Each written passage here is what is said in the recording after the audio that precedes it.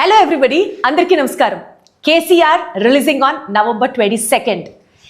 ఈ మాట తప్ప సినిమా దేని గురించి, ఎవరున్నారు, అసలు ఈ సినిమా ఎందుకు చేశారు, ఈ సినిమాని ఎందుకు రిలీజ్ చేస్తున్నారు, 100 క్వశ్చన్లు మీ మైండ్తో పాటు నా మైండ్లో కూడా తిరుగుతున్నాయి.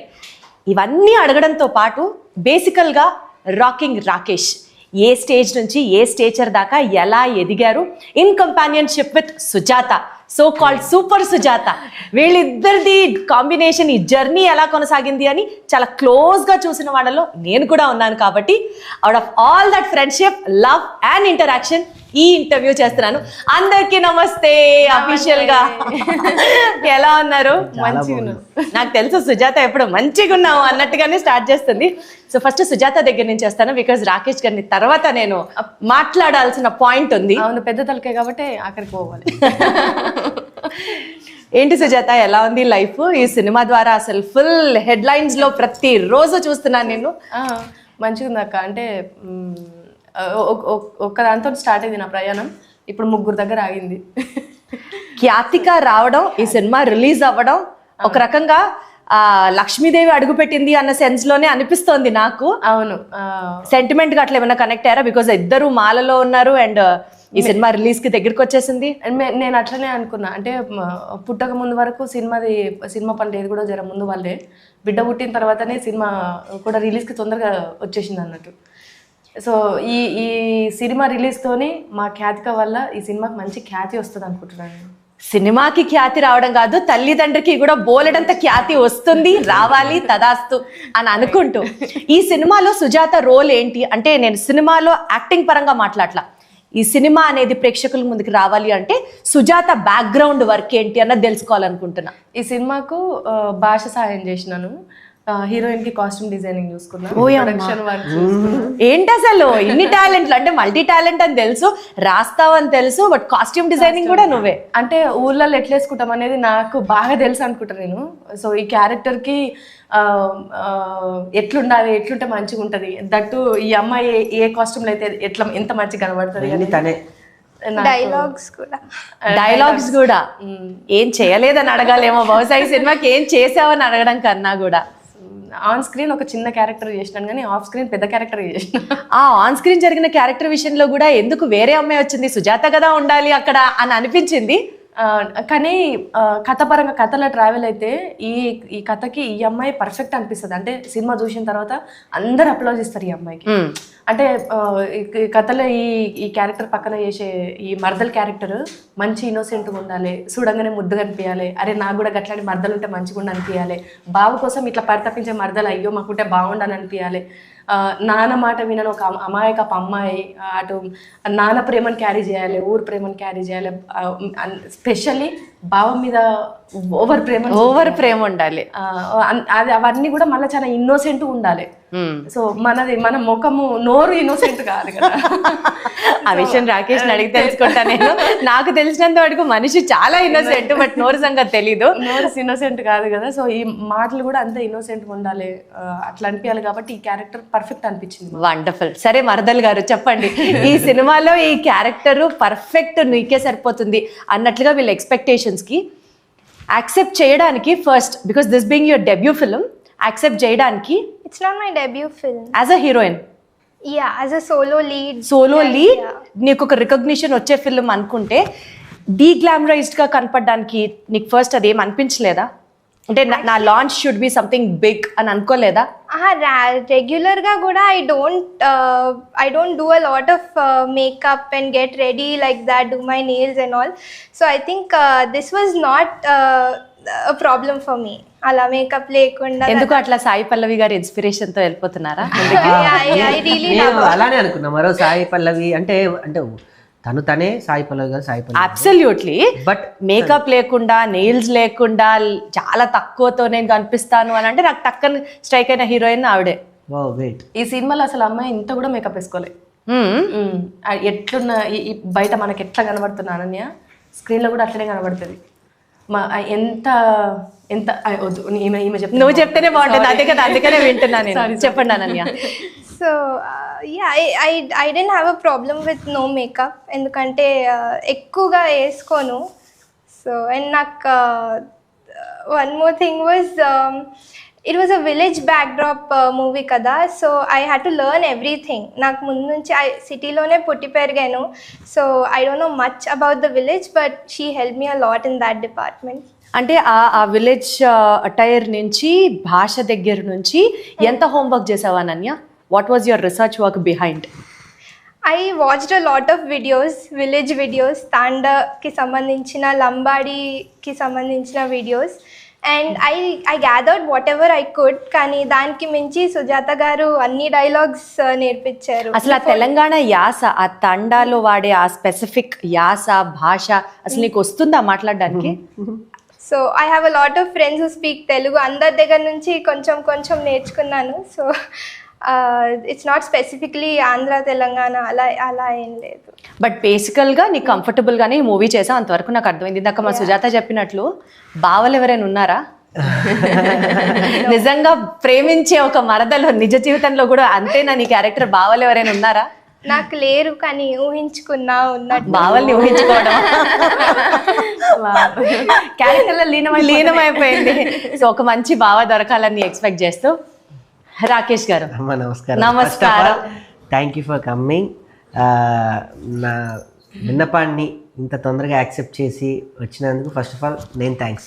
భలేవారే, అసలు ఆ థ్యాంక్స్ అన్న పదం ఫ్రెండ్స్ మధ్యలో అనవసరం.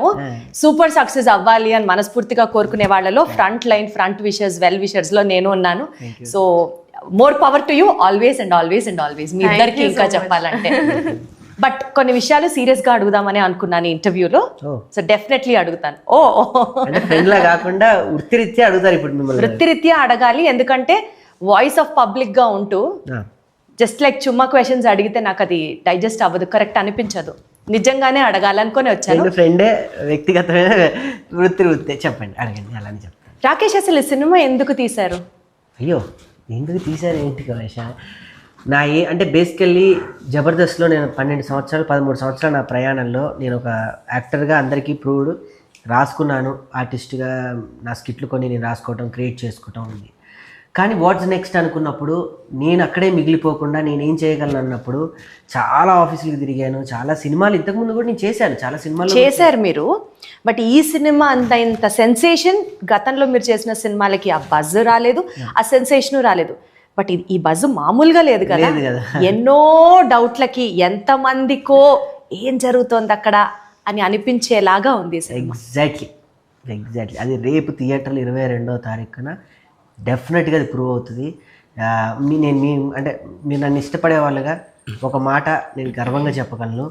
రేపు మీరు ఈ సినిమా చూసి రాకేష్ ఇంత మంచి సినిమా చేసినందుకు ఐ ప్రౌడ్ అని నా భుజం తడతాను. డెఫినెట్లీ సూపర్ న్యాచురల్ పవర్స్ అన్ని సినిమాకి సంబంధించి పెద్ద పెద్ద వాళ్ళు, డైరెక్టర్లు, వెల్ విషర్స్, ఓకే నేను పేర్లు ఒక్కొక్కటి కూడా చెప్తా, బట్ పెద్ద పెద్ద వాళ్ళందరూ వచ్చి ఈ సినిమాకి భుజాల మీద వేసుకొని ముందుకు తీసుకెళ్తున్నారు అంటేనే everybody are super proud of you. Exactly. But ఆ విషయాన్ని అలా పక్కన పెడితే what I would personally like to know is, political cinema కాదు అని మీరు ఫస్ట్ నుంచి చెప్తూ వచ్చారు.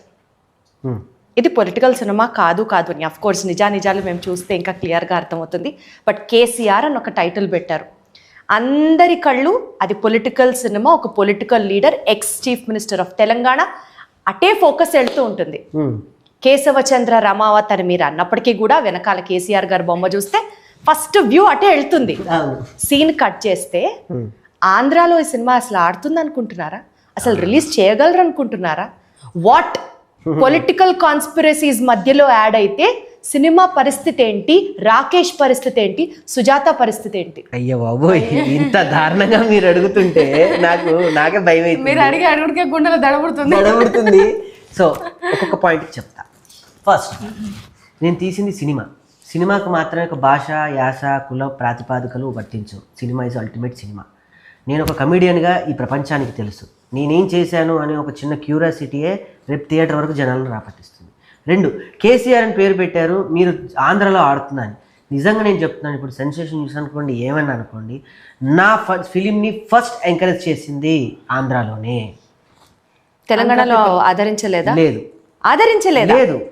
ఇంత ధైర్యంగా చెప్తున్నా? అంత ధైర్యంగా చెప్తున్నా. ఎస్, ఎగ్జాక్ట్లీ చెప్తున్నా. అంటే ఎలాంటి సందర్భాలు జరిగి వచ్చింది ఆంధ్ర నుంచి? నాకు నేను ఎక్కడో అమలాపురంలో కోన వెంకట గారి మూవీ చేస్తున్న టైంలో ప్రభాస్ గారి ఫ్యాన్స్ అందరూ ఒక 30-40 మంది కలిసి వచ్చారు.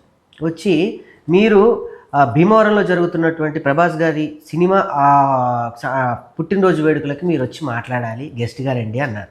సో కమీడియన్ గెస్ట్గా అంటే అక్కడ ఏమంటారు, ఒక 4 మిమిక్రీ మాటలు, ఒక 4 ఏవో జోకులు వేసి నవ్విస్తామని పిలుస్తారు. ఆ అసోసియేషన్ ప్రెసిడెంట్ నాతో ఏమన్నాడంటే, అన్న నీ సినిమాకు కూడా ఇది హెల్ప్ అవ్వాలి, అక్కడ నా డైరెక్టర్ శ్రీపాద కూడా ఒక ఆయన ఉన్నారు, ఈ సినిమా నీకు హెల్ప్ అవ్వాలి, ఈ సినిమా అక్కడ ప్రొజెక్ట్ అయితే మొత్తం వరల్డ్ వైడ్ చూస్తుంది అంటే అక్కడ ఉన్నటువంటి రాజకీయ ప్రముఖుల్లో నాకు చాలా అత్యంత ఆత్మీయులు ఉన్నారు. కొంతమంది పేర్లు చెప్పను, గర్వంగా కొంతమంది పేర్లు చెప్తాను. అక్కడ జనసేన పార్టీ జిల్లా అధ్యక్షులు రవి గారు ఉన్నారు, రవి గారు ఉన్నారు. అటే పక్కన టీడీపీ రాష్ట్ర అధ్యక్షులు ఉన్నారు, ఎమ్మెల్యే గారు బుచ్చిబాబు, అందరు ఉన్నారు. నేనేం మాట్లాడతానన్న ఒక భావనతో పక్కన యాంకర్ వణికిపోతున్నాడు, యాంకర్ రవి. స్టేజీ మీదకి వెళ్ళి నన్ను ఇక్కడికి తీసుకొచ్చిన నా ప్రభాస్ ఫ్యాన్స్ అందరికీ, నన్ను తీసుకొచ్చిన ప్రభాస్ ఫ్యాన్స్ అందరికీ కేసీఆర్ ఫ్యాన్ నమస్తే అని చెప్పాను. కింద వాళ్ళందరూ ఇట్లా షాక్, ఏంటి ఇలా మాట్లాడారు అని. కానీ అక్కడున్న వాళ్ళు సినిమాని చూశారు, నా సినిమా మీద నా ప్యాషన్ని చూశారు, సినిమా నా వర్క్ను చూసి 200 మంది నన్ను సగౌరవంగా కారు దాకా వచ్చి ఎక్కడ ఇబ్బంది కాకుండా జనాలందరినీ నెట్టి భీమవరం నుంచి నన్ను మళ్ళీ అమలాపురానికి పంపించారు. అలాంటి గొప్ప ప్రజల ప్రేమ, సినిమా పిచ్చోళ్ళు అక్కడ ఉన్నారు, సినిమా ప్రేమ అక్కడ ఉంది. కానీ తెలంగాణ వచ్చేసరికి నాకు ఒక్కల హెల్ప్ కూడా దొరకలేదు. కానీ ఆ టైంలో ఒక టార్చ్ లాగా నాకు దీపా ఆర్ట్స్ వాళ్ళు శ్రీనివాస్ గౌడ్ గారు నన్ను పిలిచి నా ట్రైలర్ చూసారో సరిగ్గా చూడలేదో నాకు తెలియదు. నేను వెళ్ళి సార్ నేను చాలా డిస్ట్రిబ్యూటర్కి చూపిస్తున్నా, వెళ్తున్నా, కలుస్తున్నా, కానీ నా నుంచి నీకేం కావాలని అడిగారు. అప్పటికి అమరన్ సినిమా చేస్తున్నారు, మొత్తం సిడెడ్ అంటే వాళ్ళే చేశారు, ఆంధ్ర అంతా వాళ్ళే చేశారు. నీ సినిమా చూసినా నేను చేస్తా, చూడకపోయినా నేను చేస్తాను అంటే, లేదు సార్ నేను షో వేస్తాను థియేటర్లో అన్నాను.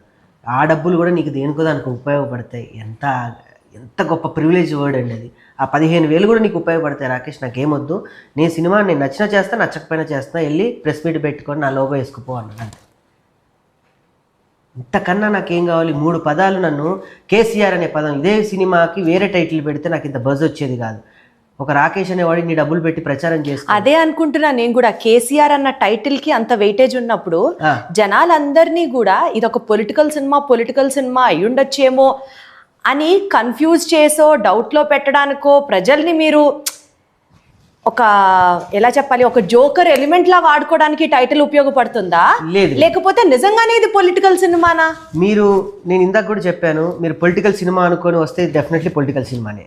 లేదు రాకేష్ ఒక అద్భుతమైన ఒక ఎయిమ్తో తీసిన సినిమా అంటే ఇది ఏం సినిమానే.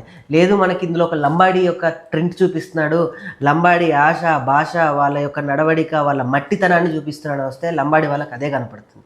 నా సినిమా ఎలా చూడడానికి వస్తే అదే కనపడుతుంది డెఫినెట్గా. అంటే బేసికల్గా మార్కెటింగ్ మంచిగా చేసి కేసీఆర్ అన్న పేరు పెట్టారు, ఆ పేరుని వాడుకొని సినిమాని రిలీజ్ చేస్తున్నారు అన్నది కూడా వినిపిస్తోంది మార్కెట్. అయితే అందులో కుర్రోడు చెప్తా దీనికి కారణం, చిన్నప్పుడే ఈ కుర్రోడికి కేసీఆర్ అనే ఒక అమితమైనటువంటి ఇష్టంతో సినిమా మొత్తంలో కూడా చోటా కేసీఆర్ అని పిలిపించుకుంటాడు.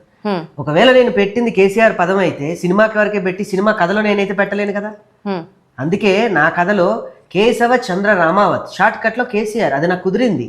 ఆడే చోటా కేసీఆర్ అని కూడా పిలిపించుకొని ఊరు మొత్తం అలానే పిలిపించుకున్నాడు. కేసీఆర్ని ఏమన్నా, కేసీఆర్ కనీసం మాట్లాడి నవ్వులు పాలు చేసినా తట్టుకోలేని ఒక కుర్రోడి కథ ఇది. మనకి మార్కెట్లో మంచి స్కీములు ఇంట్రడ్యూస్ చేసినప్పుడు, లేకపోతే కొత్త ఆఫర్లు ఇంట్రడ్యూస్ చేసినప్పుడు అద్భుతమైన మార్కెటింగ్ స్ట్రాటజీ అని అనుకుంటాం. అలా రాకేష్కి ఇంత అద్భుతమైన బ్రెయిన్ ఉంది, ఇంత బీభత్సమైన మార్కెటింగ్ స్ట్రాటజీ ఉందని నాకు ఇప్పుడు అర్థమవుతుంది సుజాత. అయ్యో బాబోయ్ ఇన్ని పెద్ద వచ్చా సీరియస్గా. ఎందుకంటే సినిమా మీద ఉన్న ప్యాషన్ తెలుసు, రాసే దాంట్లో ఆయనకున్న టాలెంట్ తెలుసు, కామెడీ ఎలా పండించగలడో తెలుసు, బట్ సినిమాని ఒక ప్లాట్ఫామ్ని ఎంత ఘనంగా మార్కెట్ చేయగలరు అన్నది కూడా నాకు ఈ సినిమా ద్వారా అర్థమవుతుంది. If I'm not wrong again. అయితే ఒకటి మీరు అన్నారు కాబట్టి చెప్తున్నా, నా సినిమాకి వేరే టైటిల్ పెడితే థియేటర్ వరకు ప్రేక్షకులు నా కోసం వస్తారో లేదో అయితే తెలీదు. నా మీద ప్రేమతో మాత్రం నా వాళ్ళు వెళ్తారు, లేదా నాకు తెలిసిన వాళ్ళు వెళ్తారు. నేను కొన్ని 100 మందిని ఉద్యమంలో మొబిలైట్ అయితే చేసేంత వ్యక్తిని కాదు. నా మాటలతో కొంతమంది అయితే మొబిలైట్ అయితే అవ్వదు. ఆ పదం అనేది థియేటర్ దగ్గరికి తండోపతండాలుగా జనాల్ని తీసుకొస్తుంది. కాబట్టి మీరు ఆ పదం పెట్టారు. కాబట్టి పెట్టాను అని మీరంటే రేపు కూర్చున్న ప్రేక్షకులు వాళ్ళు ఊరుకోరు. ఇది పేరు వరకే అంటే పెట్టి రేపు రిలీజ్ అయిన తర్వాత ఆబ్వియస్లీ మీరే అన్నారు ఎందుకు పెట్టిండ్రా ఈ పేరు అంటే రేపు థియేటర్లో కూర్చోపెట్టిన తర్వాత అదేలే థియేటర్ దాకా తీసుకురావడం మీ ధ్యేయం. తీసుకొచ్చిన తర్వాత మంచి సినిమా అనిపించలేదు, అది ఆడియన్స్ డెసిషన్ అయినప్పటికీ 100% మంచి సినిమా అన్న ఫీల్ లోనే బయటకు వస్తారని ఆశిస్తే, బట్ థియేటర్ కి రావడం వరకు మీ యొక్క గేమ్ ప్లాన్ అయితే సక్సెస్ అయినట్లేగా. మీరు అనుకుంటే అలానే అనుకోండి. అయితే రేపు సినిమా చూసాక బొమ్మ వేరే ఉంటది. అయితే అసలు చాలా స్మార్ట్ టాక్ బై రాకేష్, అసలు మీకు అర్థమవుతుందా అన్నది నా పాయింట్. కానీ సుజాత, నాకు ఒక క్వశ్చన్ చెప్పు. బేసికల్గా మనం ఎప్పటి నుంచో ఒకరి లైఫ్ ఒకరు చూస్తున్నాం. ఒక పొజిషన్కి మీరు రీచ్ అయ్యారు అంటే వెనకాల చాలా ఇయర్స్ ఆఫ్ హార్డ్ వర్క్, చాలా ఇయర్స్ ఆఫ్ ఏం చెప్పాలి, ఆ తపన, తాపత్రయం, డెడికేషన్ ఇవన్నీ చేసి చూసి ఒక పొజిషన్కి అయితే మీరు వచ్చారు. ఈ పొజిషన్లో కూడా మీరు ఇంకా అసలు నేనే కింగ్, నేనే క్వీన్ అన్నట్టు కాదు. There is still so much of life ahead. మొత్తము మీ ఎసెట్స్ అన్ని, మీ యొక్క ఇప్పటిదాకా సంపాదించిందంతా, అఫ్కోర్స్ అంతానో కాదో నేను చెప్పలేనులే, బట్ స్టిల్ లైన్స్ షేర్ ఈ సినిమాలో పెడితే భయమే లేదా సుజాత? భయం అనిపించలే, నాకు ఆయన డ్రీమ్ కనిపించింది. అంటే భయపడుకుంటే నేను భయపడి ఆయన భయపడితే మాకు ఇంత మంచి ప్రోడక్ట్ బయటకు వచ్చేది కాదు.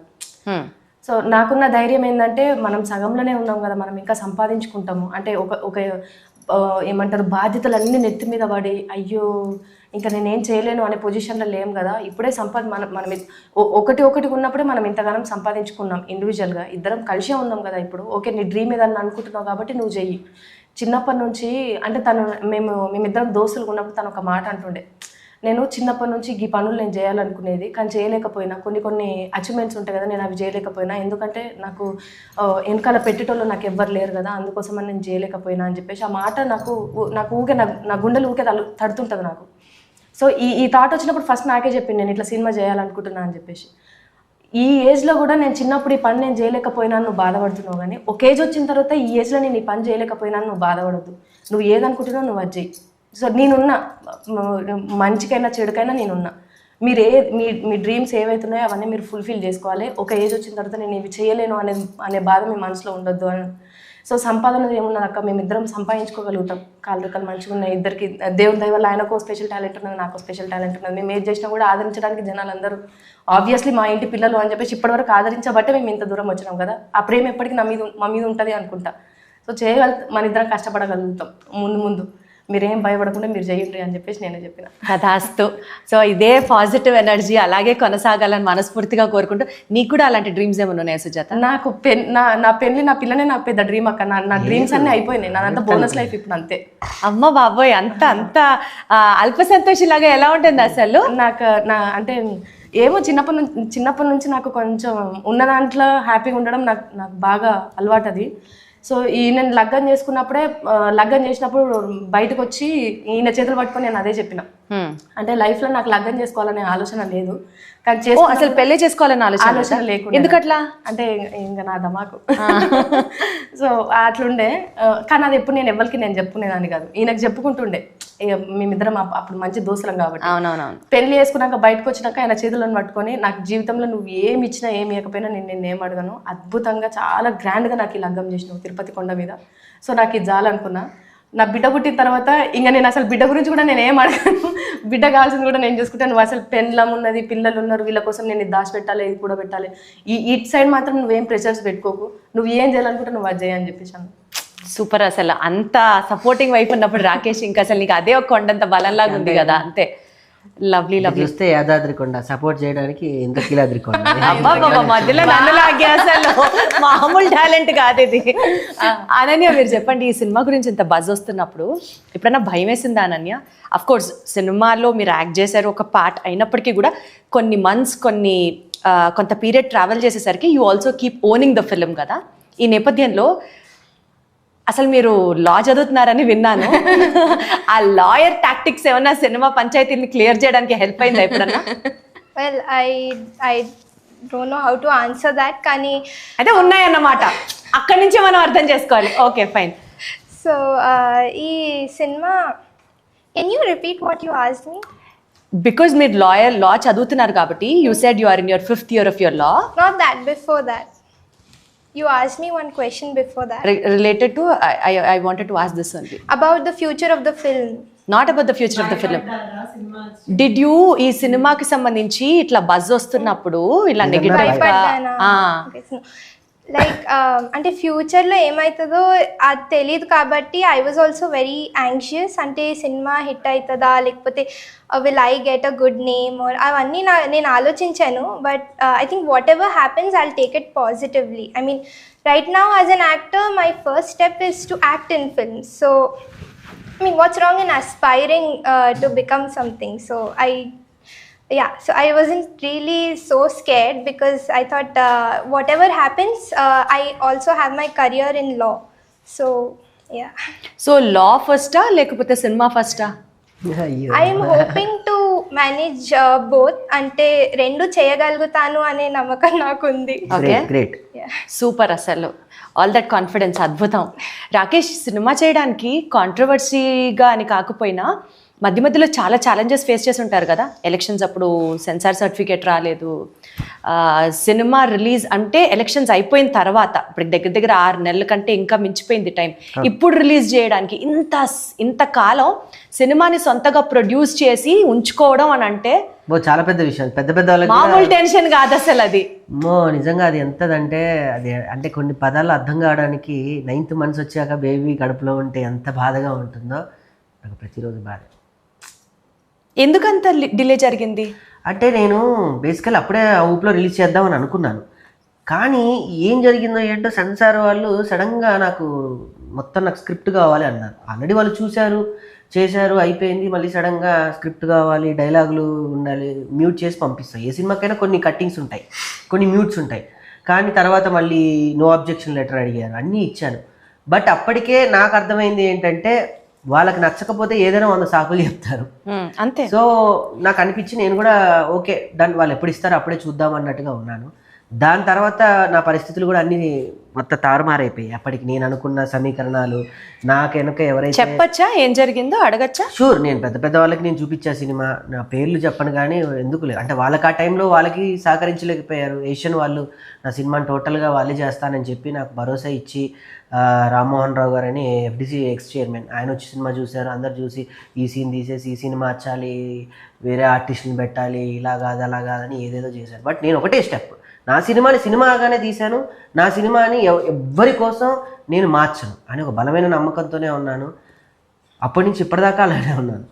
సో మేబీ ఇంత గుడ్ ప్రోడక్ట్ ఇంత జెన్యూన్గానే బయటికి రావాలని చెప్పి ఎవరి ఆరా నా మీద పడలేదు, ఎవరి నీడ నా మీద పడలేదు. అది నేను సగౌరవంగానే చెప్పగలను. దేవుని దయ. అద్భుతం. అసలు అలాగే జరగాలి, అలాగే ఉండాలి లాస్ట్ వరకు అని కూడా కోరుకుంటున్నాను. బట్ ఒక్క మంచి పాయింట్ చెప్పనా, అసలు విఎన్ ఆదిత్య గారు ఈ సినిమా కోసం ఒక అమౌంట్ పంపిస్తాను US నుంచి అని అనడం దగ్గర నుంచి, సాయి రాజేష్ గారు నెక్స్ట్ మిమ్మల్నే బేస్ చేసుకొని ఒక సినిమా సెంట్రిక్గా తీస్తాను రాస్తాను అని చెప్పడం దగ్గర నుంచి, అనసూయ గారి దగ్గర నుంచి, రోజా గారి దగ్గర నుంచి, నాగబాబు గారి దగ్గర నుంచి, ఇలా చెప్పుకుంటూ పోతే చాలామంది, డైరెక్టర్ గరుడవేగ అంజీ గారి దగ్గర నుంచి అన్ని సమీకరణాలు కలిసి వచ్చి, అంటే ఏదో అంటారు కదా, నీ సంకల్పం మీద నీకు ఒక నమ్మకం ఉంటే ప్రపంచం మొత్తం నీ విశ్వం మొత్తం నీ వశం అవుతుంది అని అంటారు. అలా కలిసి వచ్చాయి నాకు ఈ సినిమాలో రాకేష్కి అనిపించింది కాదా? నిజమైన వాస్తవం. నన్ను ఫస్ట్ సినిమా స్కోప్ దానికి పరిచయం చేసిందే ఆదిత్య గారు. వాళ్ళ అపార్ట్మెంట్లో చిన్న మిమిక్రీ షో వెంట్రలాక్విజం చేసేటప్పుడు నన్ను చూసి అబ్బాయి భలే చేస్తున్నారు కదా అని వెంట్రలాక్విజం క్యారెక్టరే సినిమాలో పెట్టి నన్ను ఇంట్రడ్యూస్ చేశారు. ఒక ఫైన్ నైట్ రేపు ఏంటి అని రేపు ప్రసాద్ ల్యాబ్లో పెట్టడానికి కూడా నా దగ్గర లేవు మనీ. వెంటనే తనకి ఫోన్ కొడితే ఇట్లా నేను డైరెక్ట్గా డిస్కస్ చేస్తాను. డైరెక్టర్ గారు అన్నారు, నీకు ఎవరితో మాట్లాడితే చాలా ప్రశాంతంగా ఉంటుందో, ఎవరితో మాట్లాడితే నీకు చాలా గర్వంగా నీకు 100 ఏనుగుల బలం వస్తుందో ఒక 5 నిమిషాలు వెళ్ళి మాట్లాడరా అన్నారు. బేసికల్ ఆ టైంలో అయితే సిట్టింగ్లు ఉంటాయి, మనకు పెద్ద లేదు కాబట్టి వెళ్ళి నువ్వు మాట్లాడరా అన్నారు. వెళ్ళి నేను నా లైఫ్లో ఎప్పుడు కూడా నా కెరియర్లో నేను ఎవరు ఏంటి అంటే నేను ఆదిత్య గారికి ఫోన్ చేస్తాను డెఫినెట్లీ చేసి. అలా కొంతమంది ఉంటారు చేసి, సార్ ఏంటి అంటే రేపు ఇలా అనుకుంటున్నాను సార్, కానీ ఏం జరుగుద్దో ఏంటో తెలియదు, ఇప్పటికీ ఒక్క గెస్ట్ కూడా లేరు, మీరు కూడా టైంకి ఇక్కడ లేరు, ఉండుంటే పీపుల్ టెక్ విశ్వప్రసాద్ గారు నాకు కూడా తను కూడా నాకు అత్యంత ఆత్మీయులు. నేను US వెళ్తే నాకు అలా ఫ్యామిలీ ఫ్రెండ్స్లా ఎవ్వరు లేరు సమయానికి ఇక్కడ, నేను ఏమైపోతాను భయంగా ఉందంటే ఏమీ లేదు, నేను లేకున్నా నేను ఉన్నట్టే అని మరి ఏం జరిగిందో మ్యాజిక్ 1 అవర్లో పెద్ద మ్యాజిక్ జరిగింది. సాయి రాజేష్ గారు పాజిటివ్గా మెసేజ్ పెట్టారు, అనసూయ గారు నేను వస్తున్నాను పెట్టారు. అప్పటి వరకు వాళ్ళు గ్యారంటీ లేరు, వస్తారన్న ఆశ అయితే నాకు లేదు. అనసూయ గారికి అప్పటికి కొంచెం fever, health problem.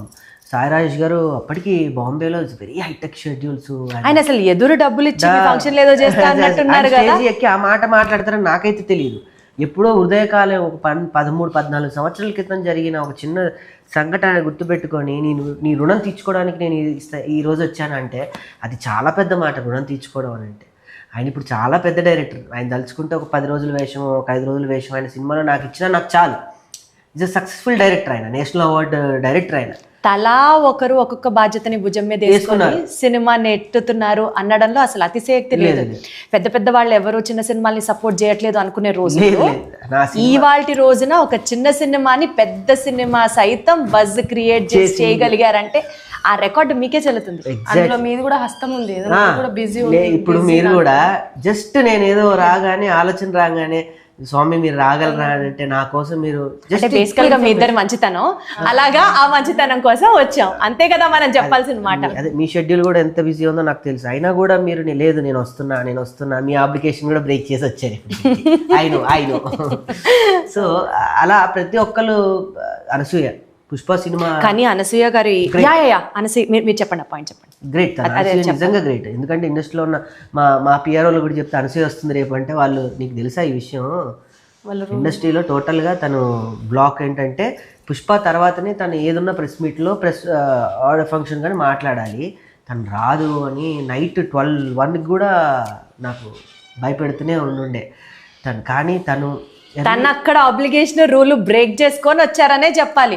So Pushpa cinema జరిగేటప్పుడు పుష్ప 2 ఆ టీం మొత్తానికి బయట ఎక్కడా ప్రమోషన్స్ కి వెళ్ళకూడదు. This is a talk. అంటే నేషనల్ మూవీ కదా, చాలా బజ్ రావాలి కదా, అబ్సల్యూట్లీ అక్కడక్కడ కనపడద్దు కదా. నేను ఇంకో ఇది అవ్వకపోతే డైరెక్ట్ సుకుమార్ గారి దగ్గరికి వెళ్ళిపోదాం అనుకున్నా. నాకు యాక్సిస్ కూడా ఉంది. ప్రతాప్ అన్న అని నేను నా కెరియర్లో నేను అసిస్టెంట్ డైరెక్టర్గా పనిచేస్తున్నప్పుడు కరెంట్ మూవీ ఆయన తర్వాత మొన్న రీసెంట్గా ఆ సినిమాలన్నిటికీ ఆయనే డైరెక్షన్, సుకుమార్ రైటింగ్స్లో అన్నీ సుకుమార్ గారికి ఆయనే డైరెక్ట్ ఫోన్ చేశారు. నేను సుకుమార్ ఏం మాట్లాడుతున్నావు అన్నాడు. నాకు సుకుమార్ గారు టైం కావాలి. ఆయన టైం ఎడిట్ టేబుల్కే దొరకట్లేదు, నువ్వు ఆయన టైం అడుగుతావు అంటే నేను పట్టుకుంటా ఎట్లాగైనా. ఈ సినిమాలో కూడా అంతే, నేను పట్టుకుంటా ఎవరినైనా తీసుకొస్తాను, పట్టుదలతో నేను ఏదైనా నా ఊరికి చేయగలను, నా ఊరు జోలికి వస్తే ఎవరిని వదిలిపెట్టను అనే స్థాయికి వెళ్ళే కుర్రోడు కదా. నా సినిమాలో అనేలా జరిగింది, మీ లైఫ్ లో కూడా అలాగే జరిగింది. నా సినిమా నిజంగా ఈ సినిమా మరి దేవుడు నాతో ఈ సినిమా మా డైరెక్టర్ గారు ఉండుంటే కనుక ఆయన ఎమోషన్గా చెప్పేవాడు, ఈ సినిమా మళ్ళీ చేయాలనుకున్నా చేయలేము, ఈ సినిమా మళ్ళీ ఇలా కుదరాలంటే అసలు కుదరదు, నేను కూడా రాయలేను. కానీ ఒక నార్మల్ పర్సన్కి వచ్చే డౌట్ ఏంటో తెలుసా, కోవిడ్ తర్వాత సినిమాలకు వెళ్ళి హాల్స్కి వెళ్ళి సినిమాలు చూడడం అన్నది రేషియో చాలా వరకు తగ్గిపోయింది. మనం అవునన్నా కాదన్నా అది వాస్తవం. ఆ వచ్చే జనాలు కూడా పెద్ద స్టార్ సినిమాలకి, పెద్ద పెద్ద బజ్ ఉన్న సినిమాలకే వస్తున్నారు. ఇలాంటి ఒక పొలిటికల్ బ్యాక్ డ్రాప్ తో నడుస్తున్నటువంటి ఒక సాధారణమైన పల్లెటూరి కుర్రాడి కథ కోసం జనాలు వస్తారా హాల్కి? వస్తారన్న కాన్ఫిడెన్స్ మీకేంటి? ఉన్న డబ్బులన్నీ పెట్టారు సినిమా మీద, ఇది ఒక నార్మల్ డౌట్. అంటే సినిమా మనం ఎట్లా బతుకుతున్నా సినిమాల కంటెంట్ ఉన్నది అంటే మట్టి వాసన కోసం జనాలు ఖచ్చితంగా థియేటర్లకు వస్తారు అనేది బలగంతో ప్రూవ్ అయిపోయింది. ఈ సినిమా కూడా అంటే నేను అంత గొప్ప సినిమాతో నేను నేను చేయలేను, కానీ ఆ సినిమాకి ఈ సినిమాకు ఉన్న ఈక్వాలిటీ ఏంటంటే ఈ సినిమా కూడా వస్తే మట్టి వాసన ఏందనేది తెలుస్తుంది, మనుషుల బంధుత్వాలు ఏందనేది తెలుస్తుంది, బంధం అంటే ఏందనేది తెలుస్తుంది. ఇవన్నీ వదులుకొని మనం ఈ కాంక్రీట్ జంగిల్లో బతుకుతున్నాం. యాక్చువల్లీ ఈ కాంక్రీట్ జంగిల్లో కాకుండా మన జంగిల్కు పోతే అక్కడ మన యాక్చువల్ బ్యూటీ ఆఫ్ లైఫ్ అర్థమవుతుంది. సో ఈ సినిమాలో ఆ బ్యూటీ ఉంటుంది. సూపర్, ఖచ్చితంగా వస్తారు. ఒక్కసారి వచ్చిన వాళ్ళు సింగిల్గా పోయిన వాళ్ళు దోస్తులతో ఒకసారి పోతారు, కుటుంబాన్ని తీసుకొని ఒకసారి పోతారు, ఎందుకంటే ఇది ఫ్యామిలీ అందరు కూర్చొని చూసే సినిమా కాబట్టి. అనన్య, నువ్వు ఎంజాయ్ చేసావా ఈ సినిమా షూటింగ్ అప్పుడు కానీ, లేకపోతే వీళ్ళిద్దరు బాండింగ్ గురించి అడగాలి నేను. మాకు తెలిసింది, బట్ సినిమా జరిగేటప్పుడు వీళ్ళిద్దరు బాండ్ గురించి ఏమన్నా చెప్పసలు? అంటే నువ్వు నిజంగా ఫ్యాసినేట్ అయ్యి ఇట్లాగే ఉండాలి అని అనిపించే మూమెంట్స్ లాంటివి ఏమైనా అనిపించాయా? యాక్చువల్లీ నా పని చేశాక I would go set. So నేను ఎక్కువ అబ్జర్వ్ చేయలేవు, వీళ్ళకి సీన్స్ లేవు. So they were not on set together, చాలా బిజీగా ఉండేవాళ్ళు. So that's one thing I like about them. Like both of them were very hard working కంటిన్యూస్గా. ఇప్పుడు రాకేష్ గారు, నేను రాకేష్ గారు ఇంతకుముందు ఒక సినిమా చేసాం. ఆ సినిమాలో ఆయన ఒకటే యాంగిల్ చూపించారు, that is the comedy angle. ఈ సినిమాలో you could see all the angles of his, like his anger and his sometimes he was low, so I could see. నీకు ఎప్పుడన్నా అనిపించిందా లో మూమెంట్ సినిమా చేసేటప్పుడు, లేకపోతే దాన్ని ఏమంటారు గ్లిజరిన్ లేకుండా కళ్ళలోంచి నీళ్ళు వచ్చే సీన్లో నీకు కూడా ఏమన్నా జరిగాయా? గ్లిజరిన్ పెట్టుకోలేదు అమ్మాయి. అదే తను చెప్తే వినాలని ఉంది నాకు. I was able to cry. Get connected to the scene? Yeah, not some of the scenes were like that. Kani madhyalo I was also facing some trouble. Like stay kuda koncham naku koncham ibbandhiga undindi. So actually oka scene lo I call someone and I start crying. I call him actually oka scene lo, but he doesn't answer. So call చేసేటప్పుడు original గా నేను మా అమ్మమ్మకి call చేశాను actually. So మా అమ్మమ్మ ఏమైంది ఎందుకు ఏడుస్తున్నావు అని అంది. I didn't say anything, I was not suppose to. తర్వాత మళ్ళీ కాల్ చేసి లేదు యాక్టింగ్ అని చెప్పా. అమ్మమ్మ గారు అది బేసికల్ గా యాక్షన్ లో ఒక భాగం అన్నమాట. అమ్మమ్మ గారు కూడా చాలా, అమ్మమ్మ గారు కూడా సినిమాలో ఉన్నారు అయితే ఆ లెక్కన. వాళ్ళ అమ్మమ్మ గారు నాకు మంచి అంటే బ్లెస్డ్ పెద్ద ఆవిడ. వాళ్ళు నేను ఈటీవీ అభిరుచిలో కార్యక్రమం చేసేవాడిని, దానికి ఫ్యాన్ ఆవిడ. నేను ఎప్పుడు అనన్య గురించి మాట్లాడదామని ఫోన్ చేసినా పక్కన ఉంటే ఎలా ఉన్నాడు అడుగు అబ్బాయి అది ఫస్ట్ అనేది. బాగున్నానమ్మా, బాగా చేస్తున్నావు నాయన చక్కగా అని ఆవిడ బ్లెస్సింగ్స్ కూడా ఇచ్చేది. ఈమెతో మాట్లాడాలని చేస్తే ఎక్కువసేపు ఆమె మాట్లాడేది ప్రశాంతంగా. She is a huge fan of బాబాయ్ హోటల్. బాబాయ్ హోటల్ అది సూపర్ నైస్. రాకేష్, సినిమా గురించి చాలా విషయాలు మాట్లాడుకున్నాం కాబట్టి సోషల్ మీడియాలో వస్తున్న ట్రోల్స్ అండ్ మీమ్స్ గురించి కూడా మనం మాట్లాడుకోవాలి. Okay, I have to ask you that. ఒక పాయింట్ సూటిగా అడిగేస్తాను నేను. ఈ సినిమాకి బజ్ రావడానికి XYZ ఫ్యాక్టర్స్ ఎన్నైతే హెల్ప్ అయ్యాయో, ఇంకొక మోస్ట్ ఇంపార్టెంట్ ఫ్యాక్టర్ మీరు ఊహించి కూడా ఉండరు, మీ ఏడుపు. నమ్ముతారా అసలు? అది ఎస్పెషల్లీ అనసూయ గారు వచ్చినప్పుడు స్టేజ్ మీద ఎమోషనల్గా మీరు మాట్లాడినప్పుడు మీరు ఏడ్చిన ఏడుపు ఏంటి, ఇది నిజమా యాక్టింగా, సినిమా కోసం ఏడుస్తున్నాడా, నిజంగా ఇంత సెంటిమెంట్గా ఉన్నాడా అన్నది అర్థం కాల అసలు. నేను దానికన్నా ముందే నా సందర్భం చెప్పేసి ఆ నైట్ ఏం జరిగిందనేది. ఎప్పుడు కూడా మన జీవితంలో ఏదైతే అనుకోమో, ఏదైతే జరగకూడదని అనుకున్నామో, ఏది ఇక జరగదు అని ఫిక్స్ అయ్యామో, అది కనుక మన కళ్ళ ముందు జరిగితే భావోద్రేకానికి డెఫినెట్గా ఎవరైనా మనకి శరీరంలో బ్లడ్ కానీ మనకి ఎమోషన్స్ కానీ ఉన్నాయి, ప్రతి ఒక్కరు స్పందిస్తారు. నా లైఫ్లో ఆ స్టేజ్ మీద అలానే జరిగింది. వీళ్ళంతా నా ఫంక్షన్కే వచ్చారా ఏంటి, నేను పిలిచిన వాళ్ళు రాలేదండి, నేను వెళ్ళి కాళ్ళు పట్టుకున్న వాళ్ళు కూడా రాలేదు తెలుసా. మీరు వస్తే నా సినిమాకు హెల్ప్ అవుతుందంటే వస్తున్నా, భలేవాడి వస్తా, నేను వస్తా, భలేవాడి నేను రాకపోవడం ఏంటని లాస్ట్ మూమెంట్లో ఫోన్ ఆఫ్ చేసి పెట్టిన వాళ్ళు ఉన్నారు. అలాంటిది ఎక్కడో బాంబే నుంచి నా కోసం ఒక నేషనల్ డైరెక్టర్, ఎక్కడి నుంచో అనసూయ, వీళ్ళందరూ రావడం. నాకు ఆ రోజు నేను నైట్ ఇక్కడ ఎక్కడ లేను, కార్ ఎక్కాను, మొత్తం అయిపోయింది, ఇంటికి వెళ్ళి డ్రాప్ చేశాను, స్నానం చేసేసాను, కార్ ఎక్కి భీమవరం స్టార్ట్ అయ్యా. భీమవరం వెళ్తూ ఇక్కడి నుంచి విజయవాడ వరకు ఏడుస్తున్నాను. అవునా? అక్కడ దిగి కనకదుర్గమ్మ దండం పెట్టుకొని అమ్మ ఇదంతా నీ ఆశిస్తులేని మళ్ళీ భీమవరం వెళ్ళా. నాకు గుర్తు 2:45కి ఆ బ్రిడ్జ్ మీద ఉన్నా నేను, కనకదుర్గమ్మ బ్రిడ్జ్ మీద ఉన్నా నేను. అది వండర్ఫుల్. సో బేసికల్గా సినిమా మొత్తాన్ని, మీ యొక్క హార్డ్ వర్క్ని, మీ యొక్క సంకల్పాన్ని అండ్ మీ డెడికేషన్ని, టీమ్ ఎఫర్ట్ని అన్నీ కలగలిపి వచ్చిన రాబోతున్న ఈ కేసీఆర్ సినిమా సూపర్ సక్సెస్ సాధించాలని మనస్ఫూర్తిగా కోరుకుంటూ ఆల్ ద వెరీ బెస్ట్. మీకు కూడా మా టీం తరఫున థ్యాంక్ యూ వెరీ మచ్. మీరు వచ్చి ఇలా మీ విలువైన టైం మాకు ఇచ్చి మమ్మల్ని ఇంటర్వ్యూ చేయడం అంటే పాజిటివ్ ఉంది. అంటే ఒక టైం మనకి ఇస్తున్నారంటే వాళ్ళ మనీతో సహా వాళ్ళ గౌరవాన్ని కూడా మనకి ఇస్తున్నట్టు నేను ఫీల్ అవుతాను బేసికల్లీ. సో వన్స్ అగైన్ మీకు థ్యాంక్స్. మీరు బాగుండాలి, మేము బాగుండాలి. Thank you so much. Thank you. I hope at least she spoke in this interview.